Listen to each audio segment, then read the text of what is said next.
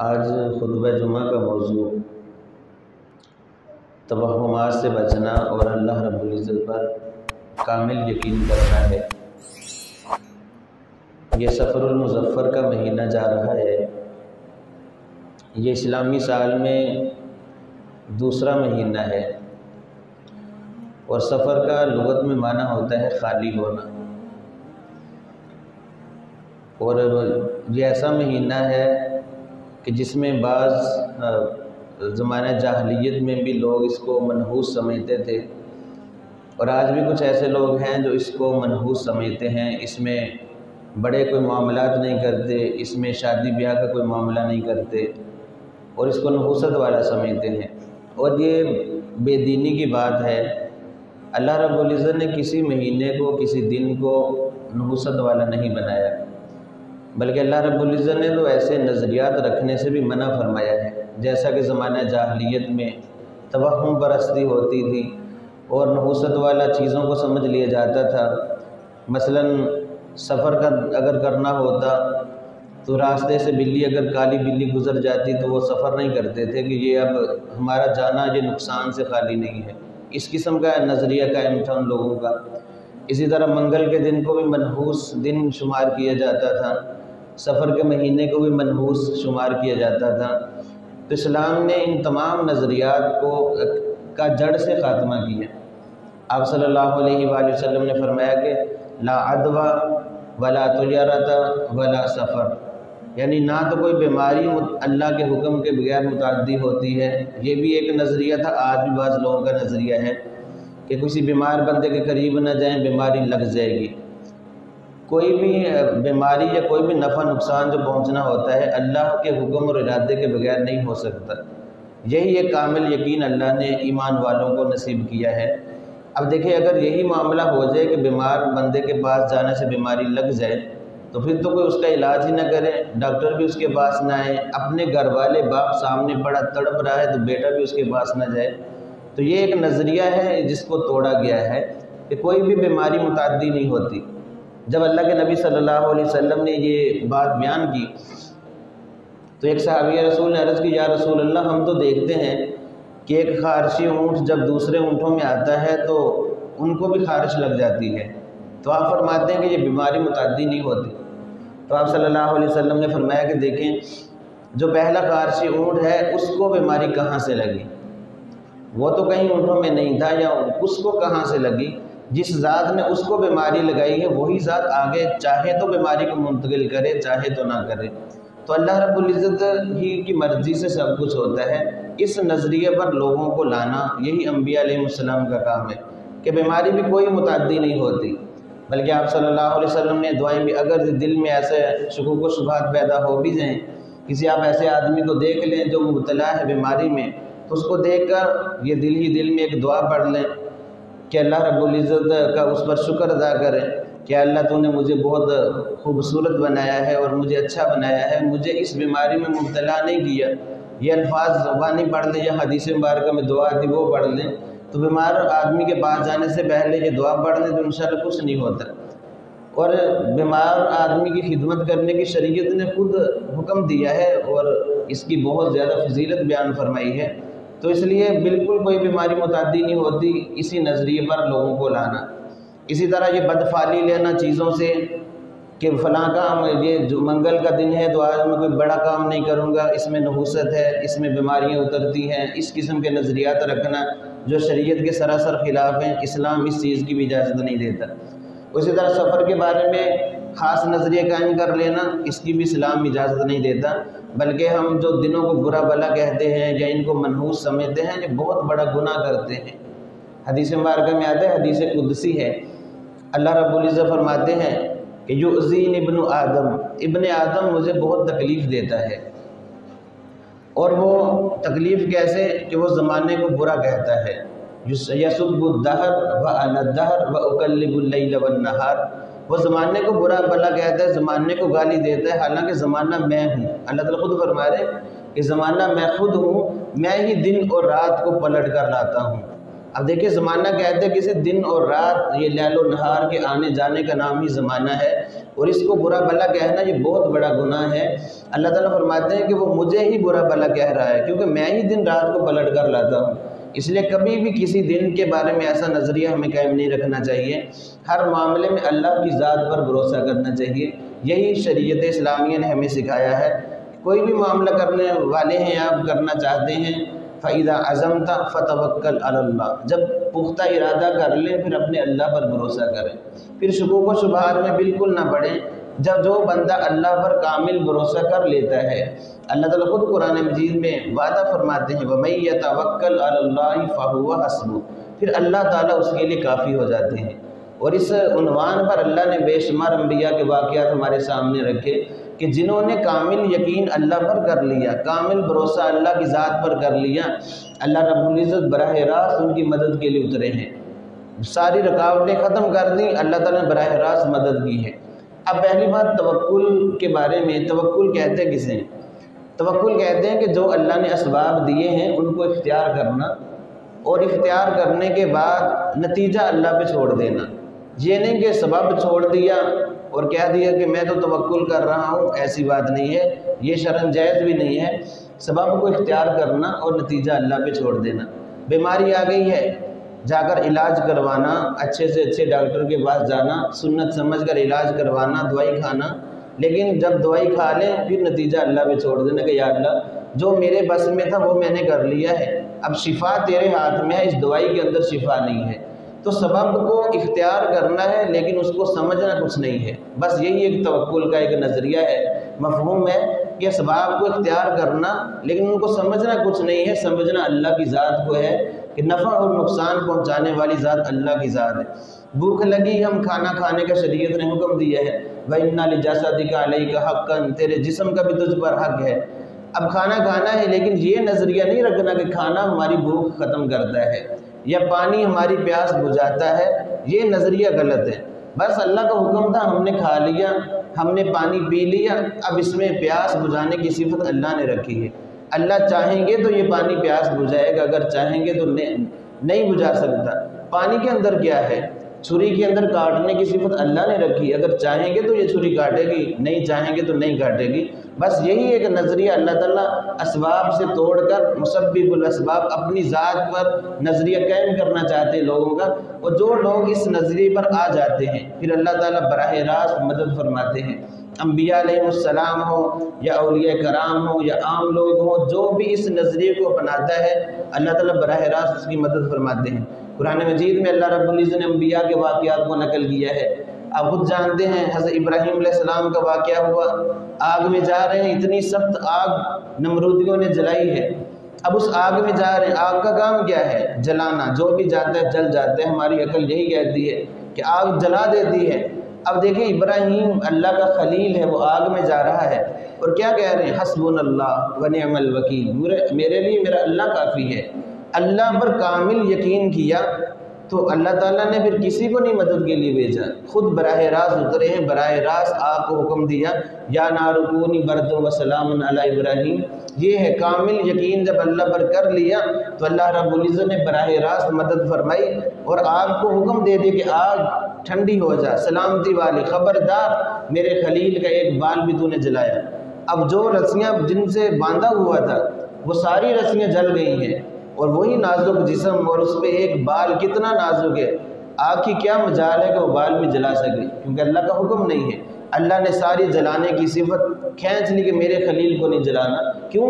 حسبنا اللہ ونعم الوکیل۔ اس دعا کا اثر ہے کہ اللہ پر انہوں نے کامل یقین کر لیا تو آگ نے جلانا چھوڑ دیا۔ یہ تو خلیل ہیں، اللہ کے خلیل ہیں، نبی ہیں، کو کہہ سکتے ہیں بڑا اعلیٰ مقام ہے۔ اب میں ایک واقعہ سناتا ہوں جو صحابی بھی نہیں بلکہ تابعی ہیں۔ حضرت ابو مسلم خولانی رحمۃ اللہ علیہ، عبداللہ بن سعود ان کا نام ہے، ابو مسلم خولانی رحمۃ اللہ علیہ کنیت ہے۔ سیم معاملہ جو اللہ تعالیٰ نے ابراہیم علیہ السلام کے لیے مدد فرمائی وہی معاملہ ان کے ساتھ پیش ہے۔ اب یہ کوئی نبی نہیں ہے، کوئی صحابی نہیں ہے، جن کا مقام بہت اعلیٰ ہے، تابعی ہیں، صحابہ کے بعد والے ہیں۔ اللہ کے نبی کا زمانہ تو انہوں نے پایا لیکن صحابی نہیں بن سکے۔ یہ مسیلمہ کذاب نے ان کے خلاف تحریک چلائی، یہ بہت بڑے اللہ کے ولی تھے، اللہ والے تھے۔ اب اس نے کیا کیا کہ ان سے کہا کہ مجھے نبی تسلیم کرو۔ مسیلمہ کذاب جس نے نبوت کا جھوٹا دعویٰ کیا تھا، تو انہوں نے انکار کر دیا، ان کا بڑا اثر اور رسوخ تھا۔ تو اس نے کیا کیا کہ ان کے لیے آگ جلائی اور آگ میں ان کو ڈالا گیا۔ اب آگ نے ان کا ایک بال بھی نہیں جلایا۔ دیکھیں آگ ہے اور یہ کوئی نبی نہیں ہے بلکہ ایک نبی کا امتی ہے، اور آگ نے ان کو بالکل نہیں جلایا۔ تو اس کے لوگوں نے کہا کہ یہ تو بہت بڑا فتنہ بن جائے گا، آگ نے اس کو جلایا نہیں ہے اور لوگ اس کے پیروکار بن جائیں گے، لہٰذا اس کو جلا وطن کر دو، اپنے وطن سے نکال دو۔ اب اس نے وطن سے نکال دیا۔ حضرت عمر رضی اللہ تعالیٰ کے بارے میں آتا ہے، یہ وہاں سے سفر انہوں نے کیا یمامہ سے مدینہ طیبہ کی طرف سفر شروع کیا۔ ظاہر بات ہے پیدل سفر، اکیلے ہی تھے سفر میں، وہاں کا سفر شروع کیا۔ تو حضرت ابوبکر صدیق رضی اللہ تعالیٰ عنہ کا زمانہ خلافت ہے۔ حضرت عمر رضی اللہ تعالیٰ عنہ نے دیکھا کہ مسجد میں ایک آدمی بڑے خشوع و خضوع کے ساتھ نماز ادا کر رہا ہے، اور وہ اجنبی آدمی ہے، کوئی اس کو جانتا پہچانتا نہیں ہے۔ تو صحابہ کرام کی عادت شریفہ یہ تھی، کوئی اجنبی آدمی آ جاتا تو اس سے حال احوال پوچھتے، اگر وہ بھوکا ہوتا اس کو کھانا کھلاتے، کوئی اس کا رہنے کا انتظام نہ ہوتا تو اس کو رہائش مہیا کر دے۔ تو حضرت عمر رضی اللہ عنہ نے پوچھا بھائی تو کون ہے؟ تو کہنے لگے مجھے ابو مسلم خولانی کہتے ہیں۔ تو فرمایا کہ کہاں سے آ رہے ہو اور کدھر کا ارادہ ہے؟ تو انہوں نے کہا کہ میں یمامہ سے آ رہا ہوں اور یہ بس ادھر ہی آنا تھا، مدینہ طیبہ میں آ چکا ہوں۔ تو یہ جو حضرت عمر رضی اللہ تعالیٰ نے یہ بات سنی ہوئی تھی کہ یمامہ میں ایک آدمی کو آگ میں ڈالا گیا اور آگ نے اس کو جلایا نہیں ہے، یہ خبر تو پھیل چکی تھی، لیکن یہ دل میں تمنا تھی کہ میں بھی اس شخص کی زیارت کر لوں۔ تو حضرت عمر رضی اللہ عنہ دیکھیں کون ہے جس کے دل میں یہ تڑپ اور تمنا ہے میرے بعد کوئی نبی ہوتا تو عمر ہوتا۔ کیسا اللہ انہوں نے بھی عدل و انصاف اس دھرتی پر قائم کیا، لیکن یہ خواہش ہے، تمنا ہے کہ اللہ نے جس طرح اپنے خلیل کی مدد کی تھی اس نبی کے امتی کی بھی اللہ نے مدد کی۔ وہ کون ایسی مقبول شخصیت ہے؟ پوچھا کہ میں نے یہ خبر سنی تھی یمامہ میں ایک آدمی تھا، اس کو مسیلمہ نے آگ میں جلایا، لیکن آگ نے اس کو نہیں جلایا، آگ میں ڈالا تھا اس کو، آگ نے جلایا نہیں، وہ کون ہے اس کے بارے میں جانتے ہیں؟ تو بڑے اطمینان سے کہا کہ اس کا نام عبداللہ ہے اور وہ میں ہی ہوں۔ وہاں سے انہوں نے مجھے نکال دیا اور آج میں یہاں آ گیا۔ حضرت عمر رضی اللہ تعالیٰ نے پکڑ کے سینے سے لگایا اور اللہ کا شکر ادا کیا کہ اللہ نے میری زندگی میں مجھے اس شخص کی زیارت کروا دی جس کے لیے وہی معاملہ کیا جو اپنے خلیل کے لیے کیا تھا۔ اب دیکھیے آگ کے اندر جلانے کی صفت ہے، لیکن جب اللہ چاہتے ہیں جلاتی ہے، جب نہیں چاہتے نہیں جلاتی۔ پانی کے اندر ڈبونے کی صفت ہے، اللہ نے یہ بھی واقعہ موسیٰ علیہ السلام کا بیان فرمایا ہے۔ موسیٰ علیہ السلام جب بنی اسرائیل کو لے کر نکلے ہیں، اب آگے سمندر بحر کلزم، پیچھے فرعونیوں کا بہت بڑا لشکر، اور فرعون ایسا بدبخت تھا، ایسی بدترین سزائیں دیتا تھا کہ جس کی کوئی حد نہیں، ایسا اس کا رعب اور دبدبہ لوگوں پہ طاری تھا۔ وَإِنَّ فِرْعَوْنَ لَعَالٍ فِي الْأَرْضِ، بڑی سرکشی کرنے والا تھا، اور اس کے بارے میں اللہ کا قرآن کہتا ہے وَفِرْعَوْنَ ذِي الْأَوْتَادِ، ہاتھ پاؤں کے اندر، زندہ انسانوں کے ہاتھ پاؤں کے اندر میخیں گاڑ دیتا تھا۔ اس طرح تڑپ تڑپ کر وہ لوگ جان کی بازی لگاتے، ایسا یہ بدبخت تھا، انا ربکم الاعلیٰ کا دعویٰ کرنے والا۔ اب اسے فرعون کا لشکر آگے باہر کلزم، بنی اسرائیلی 6,70,000 تقریباً موسیٰ علیہ السلام کنارے پہ کھڑے ہیں۔ دیکھیں توکل، جب کوئی راستہ نظر نہیں آتا تو اللہ پر امید اس وقت قائم رکھنا۔ جب جیب میں پیسے ہوں پھر تو توکل کرنا آسان ہے، توکل جب کوئی سبب نظر نہیں آ رہا، سارے راستے بند ہیں، پھر پتہ چلتا ہے کہ آدمی کس کو خدا سمجھتا ہے، کس کو اپنا بڑا سمجھتا ہے، کون سا بت اس کے سینے میں ہے، کیا اللہ کو وحدہ لا شریک ایسے عالم میں مانتا ہے یا نہیں؟ کیونکہ جب پیسے ہوتے ہیں، جب اسباب ہوتے ہیں تو پھر ہمیں کوئی پرواہ بھی نہیں ہوتی، جب اسباب ختم ہو جاتے ہیں پھر ہم مارے پھر رہے ہوتے ہیں، اللہ سے نا امید مایوس ہو چکے ہوتے ہیں۔ حالانکہ یہ لمحہ ہے جو اللہ کے ساتھ تعلق قائم کرنے کا ہے کہ یا اللہ دنیا کے سارے سہارے ٹوٹ چکے ہیں لیکن تیری ذات ابھی بھی باقی ہے، تیری ذات پر مجھے 100% کامل سہارا ہے، یا اللہ تو ہی مجھے اس پریشانی سے، اس مشکل سے نکالنے والا ہے اور کوئی نہیں نکال سکتا۔ اور جو ایسے عالم میں حدیث مبارکہ میں آتا ہے جب آدمی ہر طرف سے ٹوٹ چکا ہوتا ہے، کوئی راستہ اس کو نظر نہیں آتا، سارے دروازے بند ہو چکے ہوتے ہیں، ایسے عالم میں اللہ سے آسانی کی امید رکھنا افضل ترین عبادت ہے کہ اللہ تعالیٰ اس مشکل سے مجھے نکالیں گے، اور یہی توکل ہے۔ اب دیکھیں اسباب سارے ختم ہو چکے ہیں، آگے سمندر اتنا بڑا، کوئی کشتی نہیں، کوئی جہاز نہیں ہے، کوئی پل نہیں ہے کہ گزر کے اوپر سے گزر جائیں، کوئی سہارا نہیں، پیچھے فرعون کا لشکر۔ اب یہاں اگر انسان عقل دوڑائے تو عقل کہتی ہے کہ بس اب موت کے سوا اور کچھ نہیں ہے۔ اب موسیٰ علیہ السلام بڑے مطمئن ہیں، کہنے لگے، بنی اسرائیلیوں نے کہا انا لمدرکون، ہم تو پکڑے گئے۔ بلکہ قرآن مجید نے تو صرف اتنا ہی لفظ نقل کیا ہے، تورات میں ہے کہ انہوں میں تو بہت زیادہ وہ دستوں گریباں ہوئے کہ ہمیں تو مروا دیا، کیا کیا تم نے؟ پیچھے فرعون کا لشکر اور ہمیں نکالا مصر سے، اور آگے سمندر کہاں جائیں گے ہم؟ اس عالم میں موسیٰ علیہ السلام بڑے مطمئن تھے کہ ان معی ربی سیہدین، میرے ساتھ میرا اللہ ہے اور میری رہنمائی کرے گا۔ اب دیکھیں وہی عصا موسیٰ علیہ السلام کے ہاتھ میں ہے۔ اب اللہ تعالیٰ نے حکم دیا کہ موسیٰ عصا جو ہے پانی کے اندر مارو، دریا میں عصا مارو۔ اب دیکھیں عقل کی جہاں چیخیں نکل گئیں، عقل کیا کہتی ہے کہ یہ عصا تیرے پاس ایک ہی سہارا ہے، اس کو فرعون کے سر میں مارو، چلو کوئی تو دشمن کم ہوگا۔ یہ پانی میں مارنا عقل میں بالکل یہ بات آنے والی نہیں ہے، لیکن یہ کچھ معاملات ہوتے ہیں جو عقل سے بالا تر ہوتے ہیں۔ جو اللہ کا حکم ہوتا ہے بس اگر اس میں ایسی حکمتیں پوشیدہ ہوتی ہیں کہ انسانی کھوپڑی میں وہ آ نہیں سکتی۔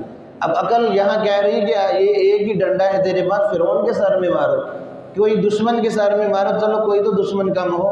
یہ کون سی عقل مندی ہے کہ پانی کے اندر عصا مارا جا رہا ہے؟ لیکن اللہ کا حکم تھا، موسیٰ علیہ السلام نے عصا مارا، یہی پانی اس نے 12 راستے بنا دیے بنی اسرائیلیوں کے لیے۔ اللہ نے اس کو عبور کروایا، پانی کی مجال نہیں کہ کسی ایک بنی اسرائیلی کے پاؤں کو بھی گیلا کر دے۔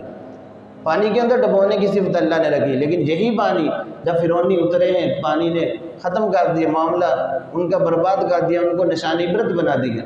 اب دیکھیں پانی کے اندر ڈبونے کی صفت اللہ رب العزت نے رکھی ہے۔ اب یہ تو نبی کا واقعہ کوئی کہہ سکتا ہے، میں صحابی رسول کا واقعہ سناتا ہوں۔ حضرت علاء بن حضرمی رضی اللہ تعالیٰ عنہ سالار لشکر ہیں، اور اس لشکر میں ابو ہریرہ رضی اللہ تعالیٰ عنہ کے ساتھ ہیں۔ دشمن کے مقابلے کے لیے نکلے، راستے میں دریا آ گیا، کوئی سہارا نہیں ہے، کوئی کشتی نہیں ہے، دوسری طرف دشمن ہے جن سے مقابلہ کرنا اور اللہ کے نبی کا پیغام پہنچانا ہے۔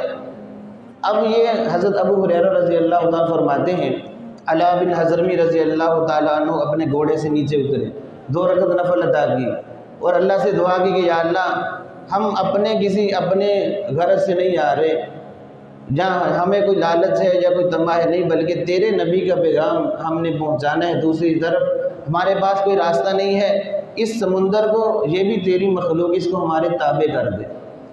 اور یہ دعا مانگی اور حکم دے دیا جماعت میں جو لشکر تھا کہ اللہ کا نام لو اور گھوڑے دوڑا دو سمندر کے اندر۔ حضرت ابو ہریرہ رضی اللہ عنہ فرماتے ہیں کہ ہم نے اللہ کا نام لیا اور آگے علاء بن حضرمی رضی اللہ تعالیٰ عنہ تھے، ہم نے گھوڑے سمندر میں ڈال دیے اور پورا سمندر عبور کیا، دشمن سے مقابلہ کیا، واپسی اسی راستے پر، اسی سمندر پر، پانی کی لہروں میں ہم آ رہے ہیں، کسی ایک گھوڑے کے کا پاؤں بھی گیلا نہیں ہوا۔ تو سمندر نے اس طرح ہمیں راستہ دیا کہ سمندر کے اوپر جا رہے ہیں۔ اب دیکھیے پانی کے اندر ڈبونے کی صفت ہے، لیکن کب ڈبوئے گا؟ جب اللہ کا حکم ہوگا۔ یہی توکل ہے اللہ رب العزت کی ذات پر۔ جو بندہ صحیح معنوں میں توکل کرتا ہے اللہ کی ذات پر، اللہ تعالیٰ ایسے ہی معاملہ کرتے ہیں۔ ابراہیم علیہ السلام کا واقعہ، چھری کی مجال نہیں ہے کہ نازک جسم اسماعیل علیہ السلام، پھول جیسا بدن، اس گلے کو کاٹ سکے، نہیں کاٹا چھری نے، کیونکہ اللہ کا حکم نہیں تھا۔ چھری کاٹ دی ہے تو اللہ کے حکم سے کاٹ دی۔ جب اللہ تعالیٰ اس حکم کو چھین لیتے ہیں، کسی بھی چیز کی کیا مجال ہے کہ اللہ کے حکم کے خلاف کر دے؟ یہ صرف حضرت انسان ہی ہے کہ اللہ جس چیز کا حکم کرتے ہیں یہ اس کے الٹ چلتا ہے، اس کے خلاف چلتا ہے۔ اللہ تعالیٰ فرماتے ہیں یہ کام نہیں کرنا، یہ جان بوجھ کر کرتا ہے۔ ہر چیز اللہ کے حکم کی پابند ہے۔ سورج نکلنے میں اللہ کے حکم کا پابند ہے۔ آج تک سورج نے 1 سیکنڈ کا اگر 1000واں حصہ بھی کیا جائے، اتنی بھی تاخیر نہیں کی۔ جو حکم ہوا، جب حکم ہوا، یہ سورج اوپر آ گیا۔ یہ سارا سلسلہ چل رہا ہے، ایک نظام مستحکم چل رہا ہے، ہر چیز اللہ کے حکم کی پابند ہے۔ لیکن یہ حضرت انسان، اس کا یہ 6 فٹ کا وجود یہی سنبھلتا نہیں ہے، کبھی ادھر بھٹکتا ہے، کبھی ادھر بھٹکتا ہے۔ حالانکہ انبیاء علیہ السلام کی تعلیمات کیا ہیں کہ اللہ کی طرف آ جاؤ، ہمارے سارے کام ادھر ہی ہوں گے۔ یہی ایک نظریہ دی ہے، وہم پرستی کا شکار نہ ہو، غلط نظریات قائم نہ کریں، بلکہ ہر چیز میں اللہ رب العزت کو مشکل کشا سمجھیں، حاجت روا سمجھیں، اور یہی توکل ہے۔ وَمَن يَتَوَكَّلْ عَلَى اللَّهِ فَهُوَ حَسْبُهُ، جو اللہ تعالیٰ پر صحیح معنوں میں توکل کرتا ہے، بھروسہ کرتا ہے، اللہ رب العزت اس کے لیے کافی ہو جاتے ہیں اور خود مدد کے لیے اترتے ہیں۔ بس یہ تھوڑا سا نظریے کو بدلنا ہے ہم نے۔ کام وہی کرنے، اسباب کو اختیار کرنا ہے، لیکن اسباب کو سمجھنا کچھ نہیں ہے۔ یہی تمام ادیان کا خلاصہ ہے، تمام شریعتوں کا خلاصہ ہے کہ اللہ سے اپنا تعلق بحال کر لینا، کہ یہ پانی ہم پیتے ہیں یہ پیاس نہیں بجھاتا، پیاس اللہ تعالیٰ کے حکم سے بجھتی ہے۔ ہمیں تو حکم ہے شریعت کا کہ اپنے جسم کا حق ادا کرو، پانی پینے کا حکم ہے، ہم اس لیے پانی پیتے ہیں، وگرنہ یہ پانی کے اندر پیاس بجھانے کی صلاحیت بالکل نہیں ہے۔ اب دیکھ، آپ نے واقعہ سنا ہے شمر ذی الجوشن، جس نے حضرت امام علی مقام امام حسین رضی اللہ تعالیٰ کو شہید کیا تھا، اس بدبخت نے، اللہ رب العزت نے اس پر پیاس کو مسلط کر دیا۔ اس کے بارے میں لکھا ہے مورخین نے کہ آخری وقت تھا، پیاس کو اللہ تعالیٰ نے اس پر مسلط کر دیا، یہ پانی مانگ رہا ہے کہ مجھے پانی پلائے۔ لوگوں نے پانی پلایا، ٹھنڈا پانی پلایا، دودھ پلایا، شربت پلایا، ہر چیز پلا رہے، لیکن یہ پانی پانی کرتا جا رہا ہے۔ اب دیکھیں، پانی کو چاہیے تھا پیاس بجھا دیتا ہے، لیکن اللہ کے حکم کے بغیر پانی کی کیا مجال ہے؟ پانی ہو یا دودھ ہو یا شراب ہو، کچھ بھی ہو، کوئی شربت ہو، کچھ بھی پیاس نہیں بجھا سکتا۔ اب اتنا اس نے پانی اس کو پلایا کہ اس کا پیٹ پھٹ گیا پانی پینے کی وجہ سے، وہیں یہ بدبخت جہنم رسید ہوا اور پانی اس کی پیاس نہ بجھا سکا۔ تو اسی طرح یہ معاملہ ہے کہ کوئی بھی چیز ہے اس میں پیچھے ایک مستحکم نظام اللہ رب العزت کا چل رہا ہے، اور یہ غیبی نظام ہے جو ہماری سمجھ سے بالاتر ہے، ہم اس کو مانتے ہیں اور اس پر ایمان لاتے ہیں، اور یہی توکل کا خلاصہ ہے کہ یہ سفر کا مہینہ ہے، اس میں بہت ساری عجیب و غریب باتیں لوگوں کے اندر ہیں کہ یہ کام نہیں کرنا، یہ منحوس ہے، فلاں ہو جائے گا، کچھ بھی نہیں ہوگا، اللہ کی ذات پر بھروسہ کریں، اور جو آپ کا ارادہ ہے شادی بیاہ کا معاملہ ہے تو اللہ کی ذات پر بھروسہ کرتے وہ معاملہ کریں۔ بڑے بڑے معاملات ہوئے ہیں اسی سفر کے مہینے میں، اللہ کے نبی کی شادیاں، صحابہ کرام کی شادیاں بھی ہوئی ہیں، اور کیسر و کسرا بڑی بڑی فتوحات بھی ہوئی ہیں اسی سفر کے مہینے میں۔ تو کوئی ایسا معاملہ نہیں ہے، بس اللہ کی ذات پر بھروسہ کریں۔ حدیث مبارکہ میں آتا ہے اگر تم اللہ کی ذات پر ایسے بھروسہ کرو جیسا بھروسہ کرنے کا حق ہے تو اللہ تعالیٰ تمہیں بھی رزق ایسے پہنچائیں جس طرح پرندوں کو رزق پہنچاتے ہیں، صبح خالی پیٹ گھروں سے نکلتے ہیں اور شام کو جب لوٹتے ہیں تو ان کے پیٹ بھرے ہوئے ہوتے ہیں۔ وہ کسی نے کیا خوب کہا، پلے رزق نہیں باندھے پنچھی تے درویش، جنہ تکے رب تے اونا رزق ہمیش۔ جو اللہ پر کامل یقین کر لیتا ہے اس کو پھر ایسی ٹینشنیں نہیں ہوتی۔ آپ بھی جائیں تو وہ کچھ ان کو حیثیت نہیں دیتا، کیونکہ اللہ کی ذات کے ساتھ اس نے تعلق کو بحال کیا ہوا ہے۔ اللہ رب العزت سے دعا ہے کہ اللہ تعالیٰ ہمیں دین کے مطابق زندگی گزارنے کی توفیق عطا فرمائے۔